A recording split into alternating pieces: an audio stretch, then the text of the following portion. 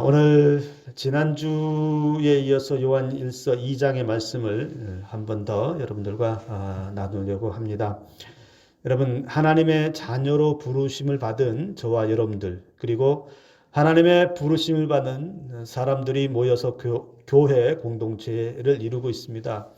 그런데 하나님의 부르심을 각자 받아서 모였고, 그러나 그 공동체 안에 모인 사람들은 각기 다르고 또 다양한 형태의 사람들이 모였습니다.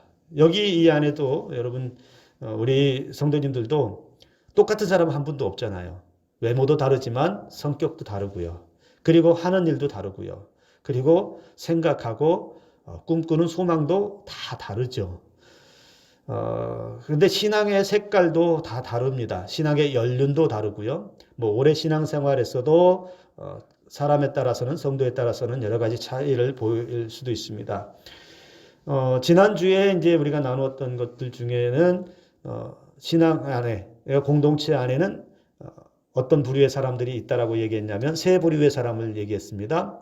신앙의 어른들, 아비들이라고 이렇게 표현했습니다. 신앙의 어른들, 본이 될 만하고 그 공동체를 무게중심을 잘 잡아줄 수 있는, 아주 신앙에 성숙한 사람들이라고 할 수 있고, 그리고 청년들, 그 공동체 안에서 가장 힘이 있고 열정적으로 일할 수 있고 헌신할 수 있고 또 영적 전쟁에서 최전선에서 싸울 수 있을 만한 능력을 갖춘 힘 있는 그룹들, 이제 청년들이라고 표현을 했다면, 이제 마지막 세 번째 부류는 아이들과 같은 그런 부류가 있다라고 얘기했습니다. 그리스도 공동체 안에 들어왔지만 아직은 신앙적으로 자라지 못했고 성숙하지 못해서 보살펴줘야 하고 챙겨줘야 하고 이끌어줘야 하는 그런 부류의 사람들은 이제 사도 요한은 아이들이라고 이렇게 지칭을 했습니다. 그러나 여러분, 분명한 사실은 어떤 그룹이든지 아비들이든지 청년들이든지 아이들이든지 어떤 부류든지 분명한 사실은 하루도 멈추지 않고 신앙의 영적 성숙함을 위해서 달려가야 합니다. 이것은 하루도 멈추지 말아야 합니다. 아비들이라고 해서 어느 정도 신앙이 성숙했다라고 해서 그것이 다라고 할 수 없고요. 계속해서 우리는 십자가의 그 은혜 앞으로 더 가까이, 그리고 예수님의 성품을 더 많이 닮은 신앙의 사람들로 가까이 가야 되고, 우리의 신앙의 여정은 그래서 그렇게 성숙함을 추구하는 신앙의 여정으로 계속 살아가야 된다는 겁니다.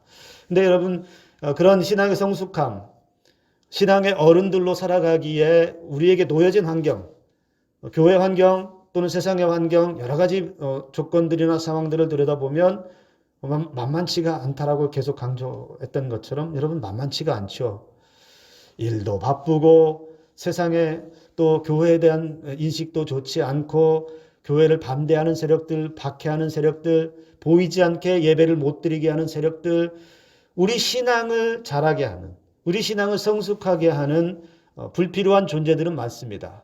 이게 모든 것이 사실은 사단의 계략이고 사단의 공격이라고도 말할 수 있죠. 그러니까 늘 끊임없이 성도들은 이런 공격을 받고 살아갈 수밖에 없습니다. 우리가 하나님 앞에 가까이 가려고 하면 할수록 사단은 더 강력하게 우리를 막아서고 있고 공격하고 있고, 그래서 잠시 영적으로 한눈 팔면, 영적으로 잠시 삐끗하면 금방 우리는 넘어질 수밖에 없다. 우리의 존재가 그만큼 약하다는 것이죠. 영적 성숙이라고 하는 것, 그래서 성숙하다라고 하는 것이 말해주는 건 뭐냐면, 이 사람은 신앙적으로 참 성숙하다, 어른과 같다, 이 사람의 신앙은 탄탄하다, 든든하다라고 이야기하는 건 뭐냐면, 그 사람의 한 사람의 신앙도 든든하게 지켜주지만 그 사람이 속해 있는 공동체도 든든하게 지켜주게 되고요. 그리고 청년들처럼 어떤 영적인 전투의 현장에서는 가장 강력한 힘을 낼 수 있는 은혜가 있다는 겁니다. 그래서 성숙으로 가는, 그러니까 예수님께로 더 가까이 가서 신앙의 어떤 영적인 성숙의 단계로 걸어가면 이런 사람들이 많은 곳에서는 신앙의 생명력이 넘칩니다. 그러니까 우리 안에 영적인 성숙함이, 만약에 모든 사람들이 한 교회의 모든 성도들이 다 그렇게 성숙하다라고 하면 그 교회는 얼마나 강력한 생명력이 있겠습니까? 어느 누가 감히 그 교회와 성도를 공격하고 박해하겠습니까? 설령 그런 일이 일어나도 그런 일이라도 넉넉하게 이겨내고 견뎌내는 은혜가 있다라는 것이죠. 그러니까 저와 여러분들이 계속해서 신앙의 여정은 더 성숙해지는 이 신앙의 여정은 멈추지 않기를 주님의 이름으로 축복합니다. 우리 믿음의 사람들, 즉 성도들은 여러분 이 땅을 밟고 살아가죠. 세상 속에 속해서 세상의 문화와 가치와 세상의 어떤 그 이치들을 맛보며 살아갑니다. 그래서 세상 속에 우리는 살고 있지만 그러나 신앙인들을 또 어떻게 이야기하냐면 세상 속에서 세상 가운데 그리고 이 땅을 밟으며 살아가지만 결코 세상에 속한 사람들은 아니다. 즉 무슨 이야기냐? 이 땅에 결코 매여 있을 사람들은 아니다라는 것이죠. 저와 여러분들은 영적으로 또는 신앙적으로 고백할 수 있는 건 우리는 하늘에 속한 사람들이다. 저와 여러분들은 하늘에 속한 하늘 시민권자들로서 반드시 이 땅에서의 삶을 마치면 어디로 가야 되느냐? 우리의 본향으로 돌아가게 되어 있습니다. 그래서 여러분 우리는 어디를 향해서 가느냐? 하늘을 향해서, 하늘나라를 향해서 가게 되어 있습니다. 그리고 우리가 소속이 어디냐? 하늘에 속해 있기 때문에 우리는 무엇의 지배를 받을까요? 하늘나라의 법을 지배를 받습니다. 즉 하나님의 말씀의 지배를 받고 하나님의 은혜의 지배를 받고 살아간다라는 것을 우리는 결코 잊지 말아야 합니다. 그러니까 우리가 세상 속에는 비록 살아가지만 세상을 공중권세 잡은 사단의 세력이 아무리 세상을 휘두르고 있어도 우리는 거기에 매일 필요도 거기에 휘둘릴 필요도 없다. 이미 예수 그리스도께서 십자가의 그 죽으심으로 모든 사망 권세와 사단의 세력을 이기신 그 은혜가 이미 우리에게 주어졌다라는 것이죠. 그래서 여러분 우리가 세상을 살아갈 때 신앙인으로 이 세상을 살아갈 때 자랑할 수 있는 것도 아무것도 없고요. 그리고 그것을 뭔가 세상에 얻어지지 못한 것이 있다라고 해서 그것에 마음이 아프고 속상하고 무언가 세상에서 얻지 못한 것 때문에 슬퍼할 이유도 사실은 없다. 왜요? 우리가 그것들을 짊어지고 하나님 나라로 갈 것이 아니기 때문에 그것이 우리 안에서 영원히 우리의 삶을 지켜주고 우리를 영원한 삶으로 인도해 줄 것도 아니기 때문에 이 땅에 살아가면서 있으면 좋을 수도 있겠지만 없어도 상관없는 세상의 그 어떤 명예라든지 권력이라든지 재물이라든지 이런 것이 우리의 삶에 어떤 영향력을 미치지는 못한다는 걸 우리는 늘 끊임없이 기억해야 합니다. 그런데 세상의 가치는 뭐냐면 세상에서는 어떻게 가르쳐 주죠? 돈이 있어야 된다. 물질이 있어야 세상 사는데 큰 소리 치고 살아갈 수 있다. 명예도 있어야 된다. 권력도 가져야 된다. 세상에서 그래도 성공을 해야 사람들이 알아주지 않겠느냐. 그러나 여러분 하나님의 은혜가 없다면 하나님께서 저와 여러분들의 삶에 인정해 주지 않는 삶이라면 재물이 많아서 세상에서 인정받을지 모르지만 하나님 나라 시민권자로서 인정은 받지 못한다는 사실을 우리가 기억해야 합니다. 그래서 여러분 우리가 세상에 살아가면서 내 육신의 만족을 위해서 살아가거나 내 눈에 보기 좋은 것을 바라보면서 그것을 얻기 위해서 살아가거나 내 육신에 쾌락을 주고 만족을 주는 것 때문에 마음을 빼앗겨서 살아간다면 우리는 다시 한번 하나님의 은혜를 바라볼 수 있어야 된다라는 것입니다. 오늘 사도 요한은 우리에게 아주 귀한 가르침을 또 주면서 세상 것을 사랑하지 말아라. 세상을 사랑하지 말아라. 우리에게 그렇게 말씀하고 있습니다. 그러니까 세상에 있는 것들을 사랑하지도 말아야 될 뿐더러 세상에 있는 것 때문에 마음 빼앗기고 그것 때문에 조마조마해서 그거 못 얻어서 그냥 안절부절해서 살아갈 필요가 없다. 우리가 이미 얻어야 할 것, 그리고 우리가 이미 얻은 것, 그것은 어디에 다 있느냐? 저 하늘에 있다는 겁니다.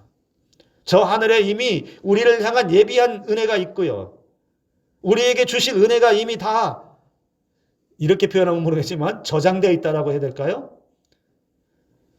우리가 받아야 할 은혜는 이미 예수님으로부터 받았고 앞으로도 주어질 것이 예비되어 있는데 우리가 이 영원한 것을 두고서 세상에 영원하지 않은 것, 거기에 마음 빼앗길 이유가 하나도 없다. 여러분, 자, 영적으로 성숙하다라고 하는 의미 중에 하나는 뭐냐면 우리가 무엇을 바라보고 살아가느냐? 우리가 어디를 바라보고 살아가느냐? 우리의 마음이 어디에 놓여 있느냐라고 하는 것을 말해줍니다. 성숙하지 못하다라고 하는 건 뭐냐? 여전히 세상에 매여 있고, 여전히 물질에 매여 있고, 여전히 자기 욕심에 매여 있고, 여전히 자기 이기심에서 벗어나지 못하고 있고, 여전히 세상에서 기웃기웃거리고 있고, 뭐 얻을 거 없을까? 뭐 나를 높일 만한 거 없을까? 뭐 나를 자랑 삼을 만한 것이 없을까?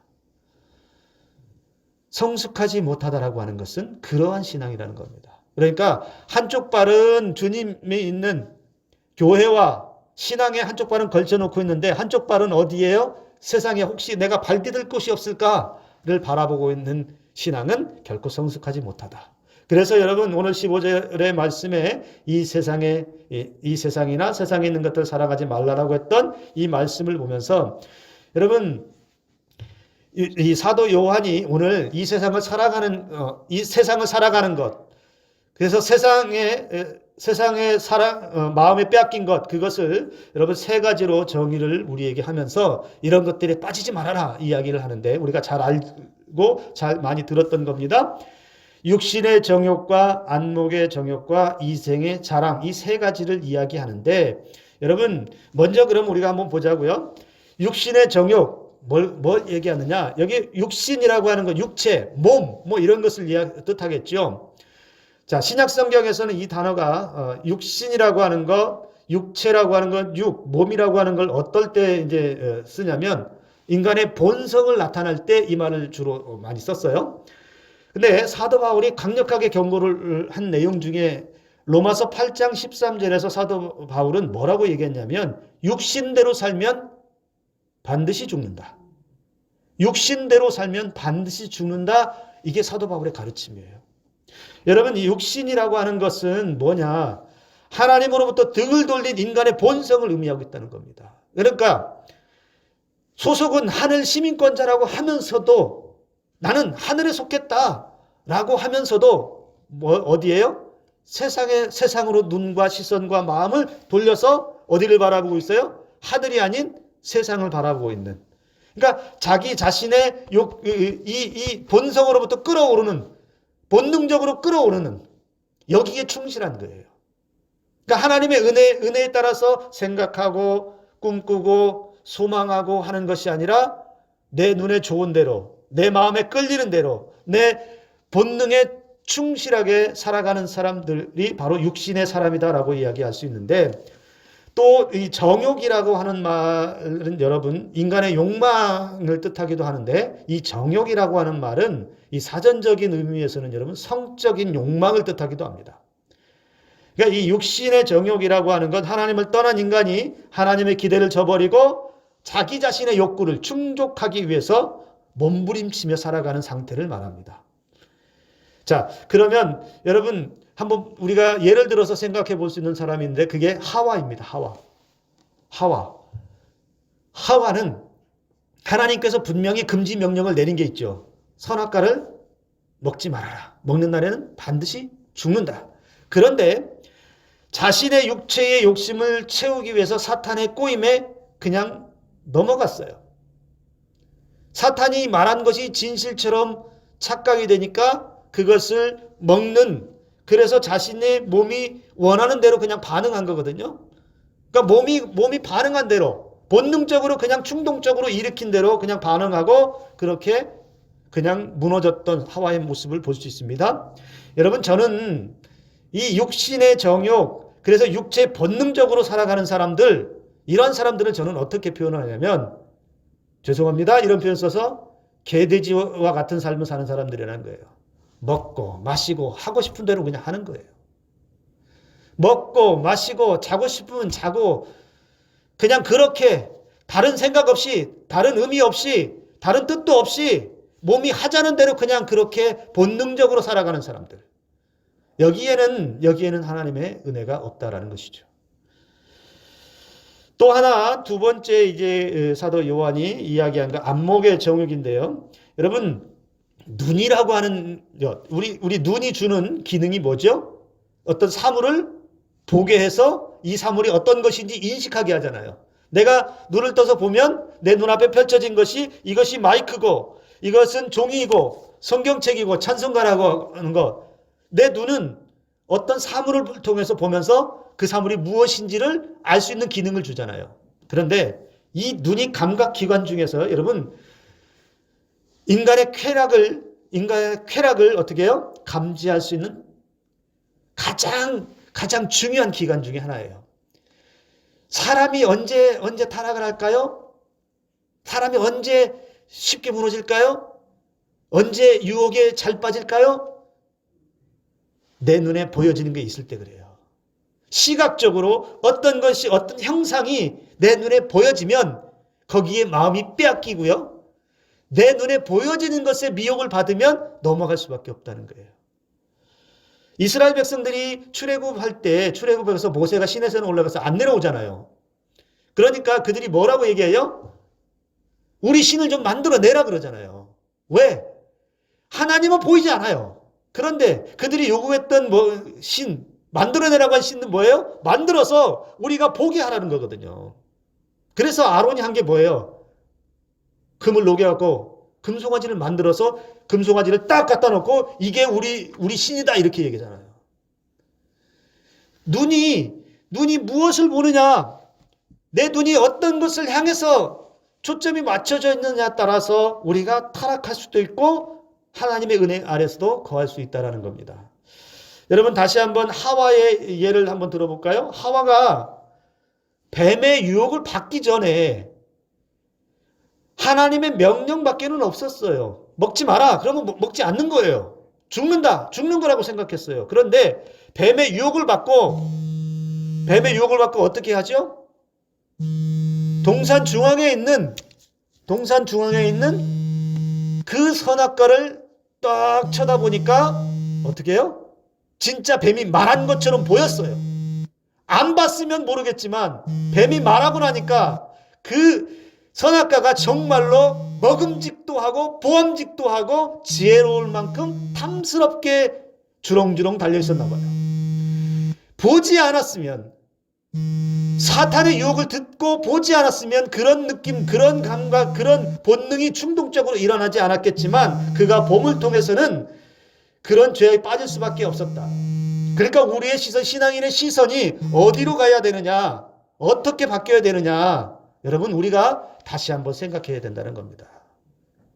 내가 보고 있는 것, 내가 바라보고 있는 것, 그것이 무엇이냐.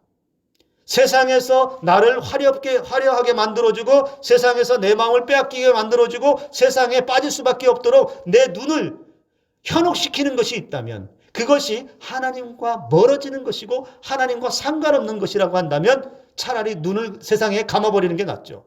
그리고 하나님의 은혜를 볼 수 있게 해서 다시 눈을 떠야 되죠. 우리에게 이러한 신앙이 있어야 된다는 겁니다. 다윗도 마찬가지예요. 어떻게 하죠? 다윗이 벌건 대낮에 목욕하고 있는 밧세바를 보지 않았다면 그런 죄에 빠졌겠어요? 물론 봤다라고 해서 다 빠지는 건 아니죠. 분별력이 있다면 지혜롭게 이겨낼 수 있는 은혜가 있었겠지만 다윗은 그만큼 그 순간에는 연약했습니다. 그래서 여러분 이 안목의 정욕이라는 말을 생각하면 우리가 보아야 할 것, 하나님으로부터 오는 선한 것, 아름다운 것, 지혜로운 것, 은혜로운 것들을 볼 수 있는 지혜가 저와 여러분들 가운데 있기를 주님의 이름으로 축복합니다. 잘 봐야 돼요. 잘 보고 지혜롭게 분별할 수 있는 지혜가 있어야 됩니다. 또 마지막에 이제 세 번째는 이생의 자랑이라고 했는데 여러분 자랑이라는 것, 이 자랑이라는 말이 참 어떻게 보면 좋은 의미처럼 들릴 수도 있지만 이제 여기서는 이제 부정한 의미로 이제 많이 쓰여지는데 헛된 자랑, 교만, 위선 이런 부정적인 의미를 담고 있어요. 네, 자신이 가지고 있는 그러니까 본능적으로 살아가면서 세상의 것을 추구하고자 하는 사람들, 세상에서 무언가 얻고자 하는 사람들의 심리에는 어떤 마음이 있냐면 내가 무언가 하나 얻으면 그리고 내가 무언가의 그 권력이라든지 명예를 하나 얻으면 어떤 심리가 생기냐면 나 이런 사람이에요. 나 재산도 이만큼 있습니다. 나 어느 곳에 속해 있는 좀 직급도 있고 이런 권력도 있습니다. 무엇이죠? 자랑하고 싶은 욕망이 생긴다라는 거예요. 사람은 자기가 무언가 얻으면 사람들에게 말하고 싶어요. 심지어 여러분, 이게 나쁘다는 건 아니지만 우리 자녀가 잘 되면 자녀가 좋은 데 취직하고 좋은 학교에 들어가고 자녀가 사업에 큰 성공을 거두면 어때요? 부모 입장에서는. 요즘에 우리 마을은 그런 거 없나요? 서울대학 입학하고 막 사법고시 패스하고 막 하면 현수막을 크게 걸어갖고 경축해서 아무개 자녀 어디 합격 뭐 이런 거 없나요? 다 뭐예요? 알리고 싶은 거거든요. 사람의 심리 속에는 이런 것들이 있어요. 그런데 성경에서는 이러한 것들을 향해서 뭐라고 하냐면 자신의 삶을 자랑하지 말라라고 하면서 야고보서 4장 16절은 뭐라고 얘기하냐면 이러한 것들을 허탄한 자랑이다 이렇게 얘기합니다. 허탄한 자랑. 자신을 높이고 자신이 가진 소유를 자랑하고 그래서 자신이 남보다 낫다고 이야기하고 다른 사람보다 내가 월등하다라고 말하는 이런 것들 다 뭐라고요? 허탄한 자랑이다. 그래서 세상 것을 자랑하는 사람들은 한마디로 그런 자랑에 빠져서 하나님의 은혜를 보지 못한다. 즉 신앙의 사람들이 하나님의 은혜를 사랑하고 사모하는 사람들, 하늘에 속한 사람들이 정말 자랑해야 될 건 뭐냐? 은혜를 자랑하고 내게 주신 생명의 은혜를 말할 수 있어야 하고 나를 구원하시고 우리 가정에 은혜 베푸시고 우리 교회에 보여주신 행하신 하나님의 놀라운 일들을 더 알리고 자랑하고 말하고 싶고 이래야 되는데 개인의 영광을 위해서 개인의 자랑을 위해서 이 세상에 있다가 곧 사라질 것들에 대해서 자랑하는 이러한 삶은 결코 하나님 나라 자녀들의 삶은 아니다라는 것이죠. 여러분 사도 바울의 고백을 여러분 다시 한번 새길 수 있기를 주님의 이름으로 축복합니다. 갈라디아서 6장 14절에 사도 바울이 고백한 말이 있습니다. 내게는 우리 주 예수 그리스도의 십자가 외에 결코 자랑할 것이 없으니 라고 그렇게 말했습니다. 여러분 사도 바울의 인생 말년에 말했던 이 고백은 뭐예요? 다 경험해보고 그 많은 박해 가운데 복음을 전해보고 인간이 당할 수 있는 고통도 다 당해보고 그리고 예수님을 알기 전에는 화려한 그 배경과 이력과 모든 것을 다 갖추었어도 그의 인생의 말년에서는 남는 건 뭐였어요? 십자가의 은혜밖에는 없었다는 거예요. 그러니까 말할 수 있는 것도 이것밖에는 없다. 내게는 결코 예수 그리스도의 십자가 외에 자랑할 것이 없다. 알려줄 것도 없고 남겨줄 것도 없고 말하고 싶은 것도 없다. 오늘 저와 여러분들에게 이런 사도 바울의 고백이 남아있기를 주님의 이름으로 축복합니다. 예수님을 자랑하면 여러분 그 다음 자랑거리는 저절로 생기는 줄로 믿습니다. 예수님의 은혜를 하나님의 은혜를 먼저 자랑하기 시작하면 그 다음에 주시는 은혜는 자동으로 따라올 줄 믿습니다. 우리가 이런 인생 살아야 되지 않을까요? 내 자랑거리를 만들기 위해서 몸부림치는 게 아니라 하나님을 자랑했더니 예수님을 자랑했더니 자랑거리가 저절로 따라오는 내가 말하지 않아도 예수님 얘기했더니 내가 원하지 않았어도 나를 높여주시고 세상에 자랑 삼아주시는 그런 은혜가 저와 여러분들에게 그리고 우리 자녀들에게 있어야 될 줄로 믿습니다. 여러분 세상은 사탄의 유혹 아래서 지금도 성도들의 그리고 교회를 무너뜨리기 위해서 점점 더 강해진 공격력을 발휘합니다. 시대가 달라져도 사단의 세력은 멈추지 않고 있습니다. 이러한 시대에 필요한 신앙인은 어떤 신앙입니까? 성숙한 신앙인. 개인적으로도 교회 공동체에서도 점점 더 그리스도의 십자가의 은혜 아래서 영적으로 아비와도 같은 사람들이 많아져야 된다는 거예요. 그리고 청년들처럼 성령의 능력을 가지고 사단의 세력 앞에서도 강력하게 이겨내는 은혜가 있어야 될 줄로 믿습니다. 오늘 저와 여러분들에게 이런 은혜의 삶이 펼쳐질 수 있기를 주님의 이름으로 축복합니다. 신앙은 여러분 마음을 지키는 싸움입니다. 마음을 빼앗기면 모든 걸 다 빼앗깁니다. 사단의 세력에 그리고 세상 권세에 우리 마음 빼앗기면 우리의 신앙이 언제 어디서 어떻게 무너질지 모릅니다. 우리의 마음을 세상에 빼앗기지 않고 사단의 세력에 빼앗기지 않고 타락한 문화와 타락한 세상 가치에 빼앗기지 않는 탄탄한 신앙이 저와 여러분들의 신앙 그리고 사랑하는 우리 자녀들의 신앙이 될 수 있기를 주님의 이름으로 축복합니다. 기도합니다.